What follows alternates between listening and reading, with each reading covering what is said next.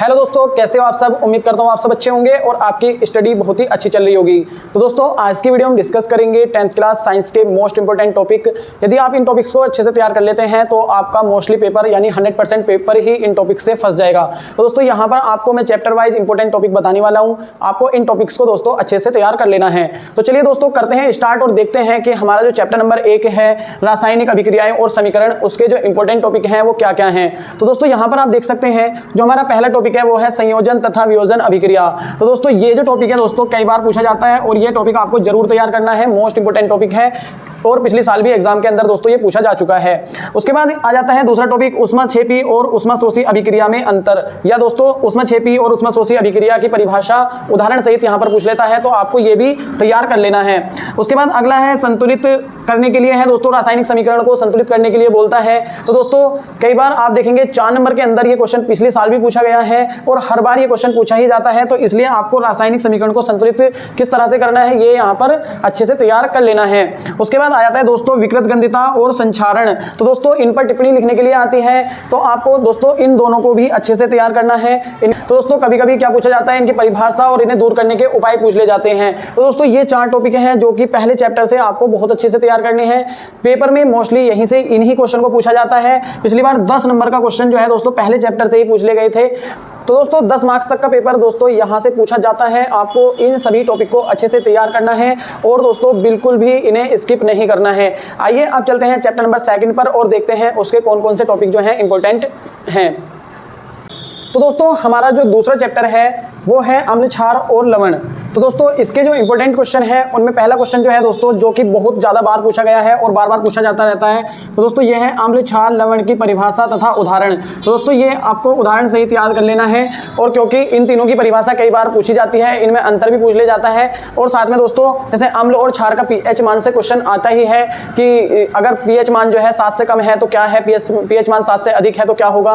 दोस्तों यहाँ से भी क्वेश्चन जरूर बनता ही है। इसके बाद आपको अगला टॉपिक जो करना है वो है बेकिंग सोडा, यानी बेकिंग सोडा बनाने की विधि, उसके गुण और उपयोग। तो दोस्तों बेकिंग सोडा जो है दोस्तों 7 नंबर के अंदर सीधा क्वेश्चन पूछा जाता है कि बेकिंग सोडा बनाने की विधि, उसके गुण और उपयोग लिखिए। तो दोस्तों आपको जरूर तैयार करना है, एक ना एक सेट के अंदर यानी 3-3, 4-4 सेट के अंदर ये क्वेश्चन पूछ ले जाता है। और दोस्तों इसके बाद आता है धावन सोडा बनाने की विधि, गुण और उपयोग। इसी तरह से दोस्तों ये भी इंपॉर्टेंट है, तो इन दोनों में से आपको एक जरूर मिल जाएगा, यानी कि या तो धावन सोडा पूछ सकता है या बेकिंग सोडा पूछ सकता है, तो आपसे ये आपके सेट में जरूर मिलेगा। उसके बाद आता है दोस्तों प्लास्टर ऑफ पेरिस। दोस्तों प्लास्टर ऑफ पेरिस भी दोस्तों आपसे पूछा जा सकता है, इसका रासायनिक नाम और साथ में दोस्तों इसका जो रासायनिक सूत्र है वो आपसे पूछा जा सकता है, इसके उपयोग जो है वो भी पूछे जा सकते हैं, तो आपको प्लास्टर ऑफ पेरिस को भी तैयार करना है। इसके बाद आ जाता है दोस्तों उदासीनीकरण अभिक्रिया। उदासीनीकरण अभिक्रिया जो है दोस्तों इस पर टिप्पणी लिखने को आती है कि उदासीनीकरण अभिक्रिया किसे कहते हैं, यानी जब अम्ल और क्षार को जब अभिक्रिया कराते हैं तो दोस्तों उससे जो अभिक्रिया बनती है वो दोस्तों क्या कहलाती है, उदासीनीकरण अभिक्रिया कराती है, जिसमें लवण और जल हमें प्राप्त होते हैं। तो दोस्तों उस अभिक्रिया को आपको तैयार करना है, उदाहरण सहित आप इसको तैयार करें, यानी इसकी अभिक्रिया भी आप याद कर लें, तो ये वाला क्वेश्चन दोस्तों टिप्पणी के लिए पूछा जा सकता है। तो दोस्तों इस वाले चैप्टर के अंदर सिर्फ आपको ये 5 टॉपिक मैंने बताए हैं जो आपको यहाँ पर तैयार करने हैं। तो इस तरह से आप देखेंगे चैप्टर नंबर 1 के अंदर और चैप्टर नंबर 2 के अंदर लगभग 10 टॉपिक अभी हुए हैं जो आपको अच्छे से तैयार करने हैं, पेपर में इनसे बाहर नहीं जाएगा। साथ ही दोस्तों यदि आप किसी भी टॉपिक पर वीडियो चाहते हैं तो मुझे कमेंट करके बता सकते हैं, मैं आपको उस टॉपिक का बिल्कुल डिटेल्ड वीडियो बनाकर अपलोड कर दूंगा, आपको बिल्कुल 100% वो समझ में आ जाएगा। तो दोस्तों चलिए चलते हैं, देखते हैं कि हमारा तीसरा चैप्टर जो है उसके इंपॉर्टेंट टॉपिक क्या क्या हैं।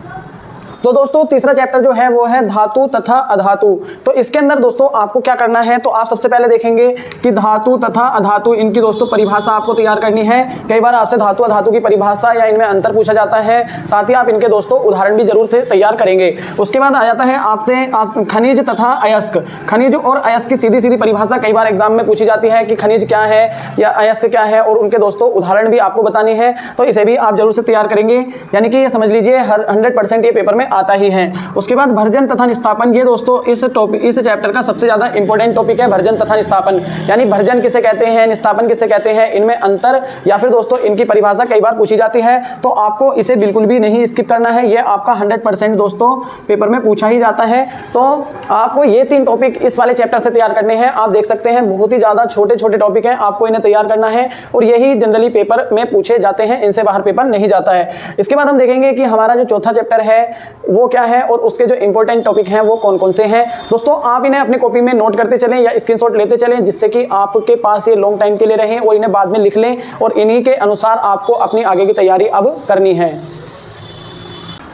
तो दोस्तों हमारा जो चैप्टर नंबर 4 है वो है कार्बन और उसके यौगिक।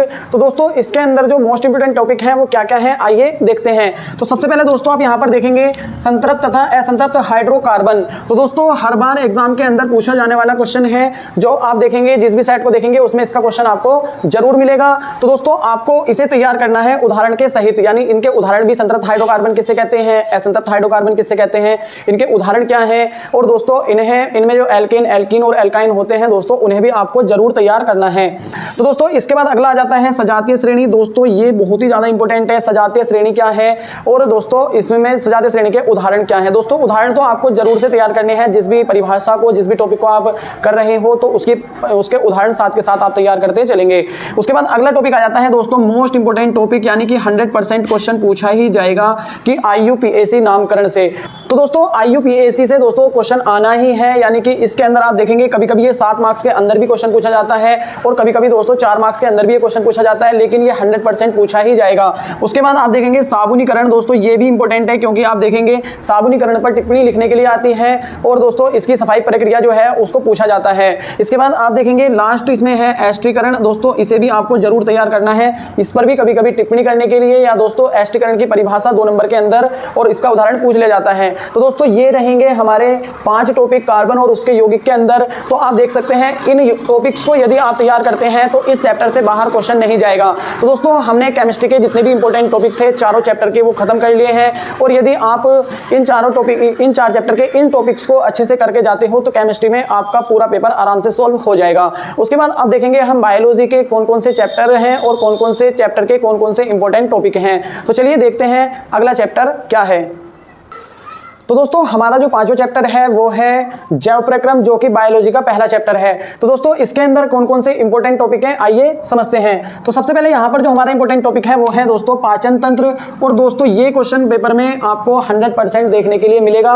इस पर दोस्तों आपको लॉन्ग क्वेश्चन मिलता है कि पाचन तंत्र किसे कहते हैं, और दोस्तों उसके जो भाग हैं उनका वर्णन वो करवा लेता है और साथ में सचित्र वर्णन किया जाता है। तो इसलिए आपको पाचन तंत्र का चित्र भी बनाना है और उसके जो भाग हैं उनके बारे में भी आपको पढ़ना है अच्छे से, क्योंकि ये क्वेश्चन दोस्तों 7 मार्क्स के अंदर पूछा जाता है। उसके बाद आ जाता है दोस्तों अगला श्वसन तंत्र। तो दोस्तों आप इसे भी नहीं छोड़ेंगे और ये भी दोस्तों भागों सहित, यानी श्वसन तंत्र के जो भाग हैं उनके सहित आपको इसको अच्छे से तैयार करना है और उसका भी डायग्राम आपको बनाना है। अगला आता है दोस्तों उत्सर्जन तंत्र। यहाँ पर आपको उत्सर्जन तंत्र को बहुत ही अच्छे से पढ़ना है, क्योंकि ये भी क्वेश्चन बोर्ड एग्जाम के अंदर किसी ना किसी सेट के अंदर आपको जरूर देखने को मिलता है। तो दोस्तों इस चैप्टर के अंदर से इन तीनों क्वेश्चन में से एक क्वेश्चन आपको 100% लॉन्ग क्वेश्चन के अंदर दिखेगा, और यदि आप इन तीनों टॉपिक को तैयार करते हो तो आपके 7 मार्क्स पक्के हो जाएंगे, क्योंकि इनमें से एक क्वेश्चन लॉन्ग आना ही है।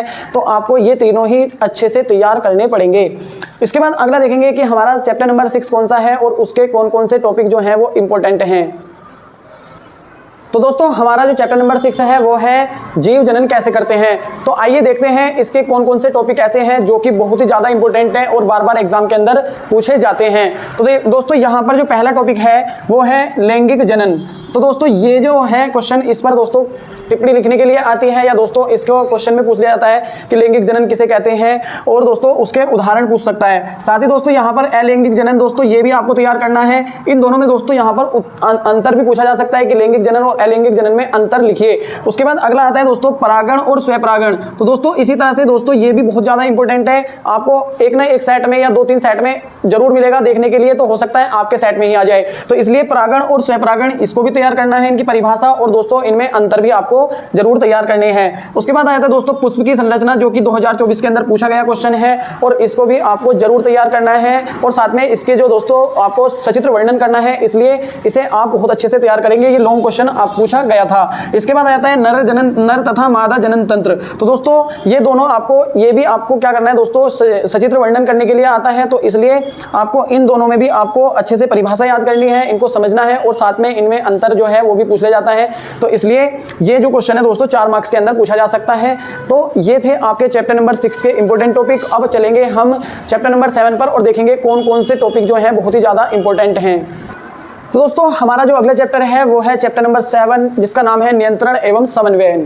तो दोस्तों इसके अंदर हम देखेंगे कौन से टॉपिक हैं जो कि इंपॉर्टेंट टॉपिक हैं। तो आइए देखते हैं। तो पहला जो टॉपिक है दोस्तों वह है तंत्रिका तंत्र। तो दोस्तों इसका दोस्तों आपको लॉन्ग क्वेश्चन के अंदर पूछा जाना बिल्कुल तय है। ये क्वेश्चन आपको जरूर दिखेगा।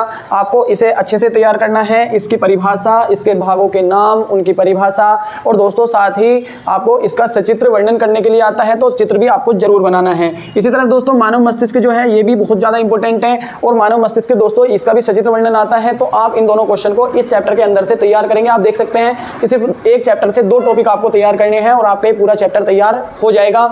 इससे अलग पढ़ने की कोई भी जरूरत नहीं है। अब हम देखेंगे चैप्टर नंबर 8 और देखेंगे उस चैप्टर नंबर 8 के जो इंपॉर्टेंट टॉपिक हैं वो क्या क्या हैं।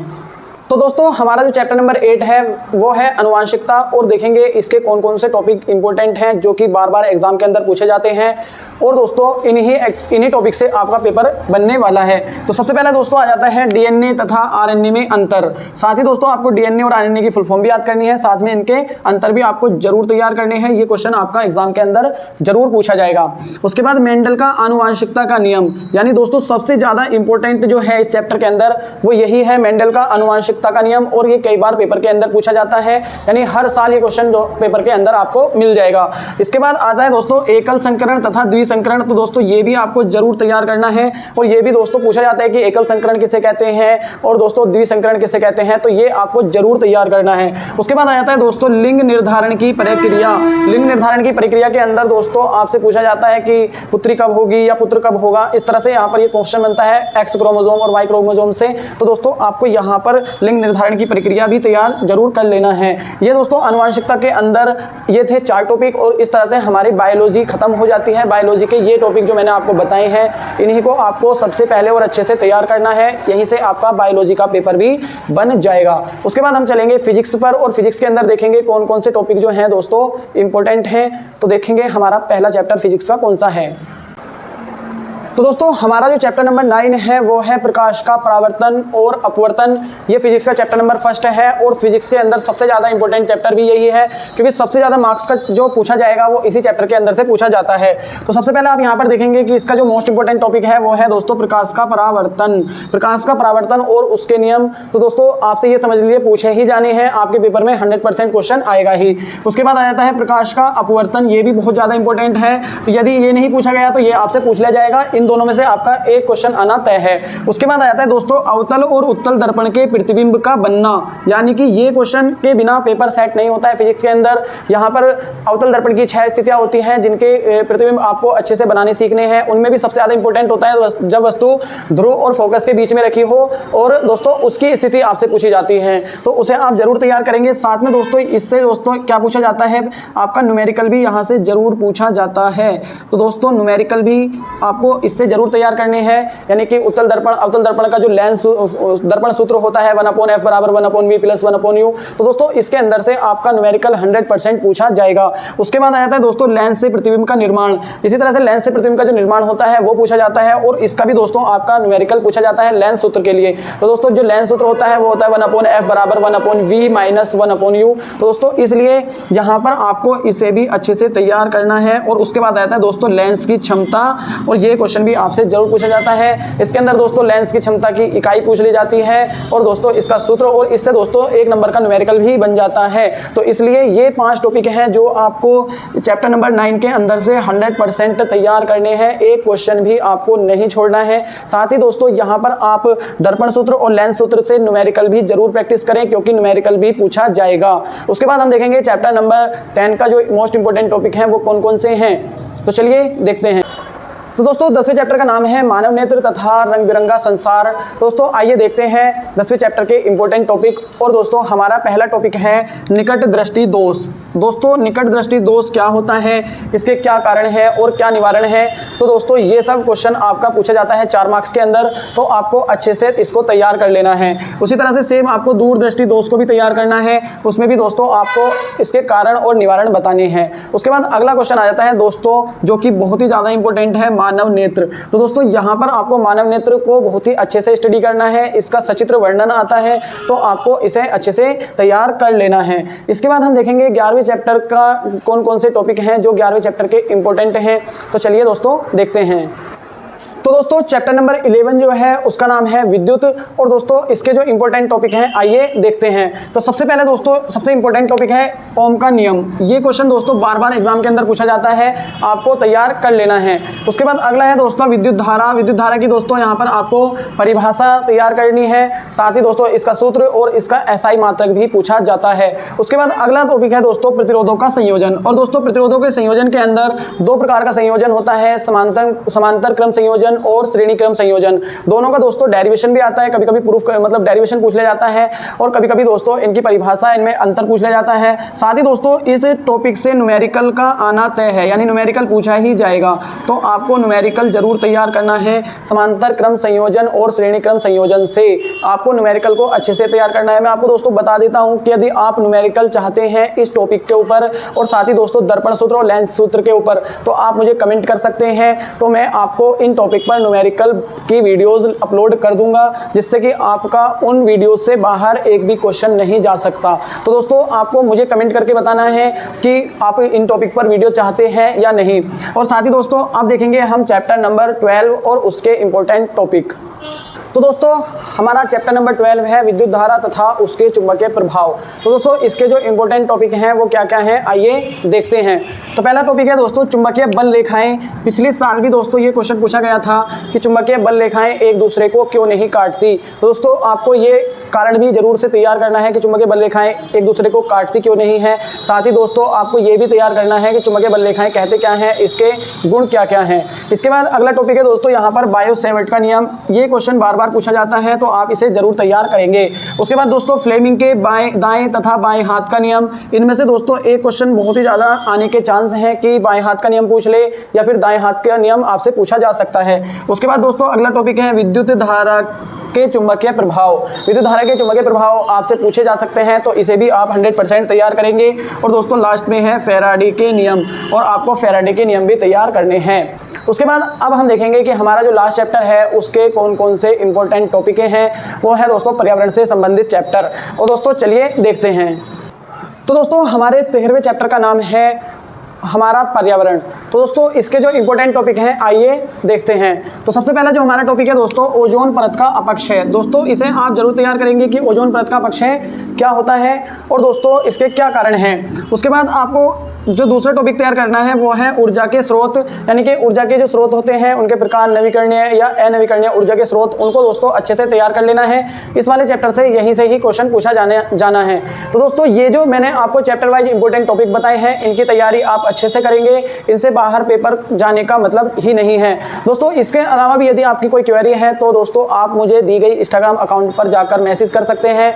मैं वहाँ पर आपके जो भी क्वेश्चन होंगे या जो भी डाउट होगा दोस्तों वहाँ पर क्लियर कर दूंगा। आपको कोई भी डाउट पूछना है तो आप मुझे वहाँ पर पर्सनल मैसेज कर सकते हैं, वहाँ पर मुझे आप फॉलो कर सकते हैं। वहाँ से मैं आपके जो भी डाउट है दोस्तों क्लियर कर दूंगा। वहाँ पर मैं बहुत सारी स्टडी से रिलेटेड वीडियोस भी अपलोड करता रहता हूँ, वहाँ से आपकी हेल्प हो जाएगी। तो दोस्तों इस तरह की वीडियोस देखने के लिए चैनल को सब्सक्राइब जरूर कर दें। मिलते हैं अगली वीडियो में, तब तक के लिए जय हिंद, थैंक यू, धन्यवाद।